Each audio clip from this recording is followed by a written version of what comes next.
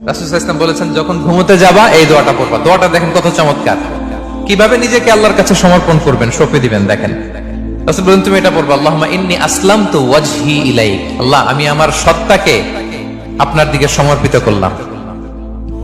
ওয়া ফাওয়াদতু আমরি ইলাইক। আল্লাহ, আমি আমার সব কাজকে আপনার কাছে সুপর্দ করলাম। ওয়া আলজাতু যাহরি ইলাইক। আল্লাহ, আমার পিঠকে আমি আপনার কাছে আশ্রয় রাখলাম। সুবহানাল্লাহ পড়বেন না? আমরা যখন ঘুমাই আমাদের পিঠটা বিছানার মধ্যে লাগাই না? আল্লাহ, আমার সত্তাকে আপনার কাছে আমি সমর্পিত করলাম। আল্লাহ, আমার সব কাজকে আপনার কাছে আমি সঁপে দিলাম। আল্লাহ, আমার পিঠটাকে আপনার কাছে আমি আমানত রাখলাম।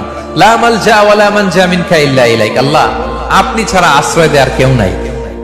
আল্লাহ, আপনি ছাড়া আমাদের মুক্তি দেওয়ার কেউ নাই। আল্লাহ, আপনি যে রাসূল পাঠিয়েছেন সে রাসূলের প্রতি আমি ঈমান আনলাম। আল্লাহ, যে কিতাব আপনি আসমান থেকে পাঠিয়েছেন ওই কিতাবের উপর আমি ঈমান আনলাম। সুবহানাল্লাহ পড়েন। বিষ্ণু সাল্লাল্লাহু আলাইহি ওয়াসাল্লাম বলেন, যখন কেউ এই দোয়াটা পড়বে রাত্রিবেলা, ফা ইন মিত্তা, ওই মিন লাইলাতিকা, ওই রাতে যদি তুমি মারা যাও, মিত্তা আলাল ফিতরা, তুমি ফিতরাতের উপর মৃত্যুবরণ করবে।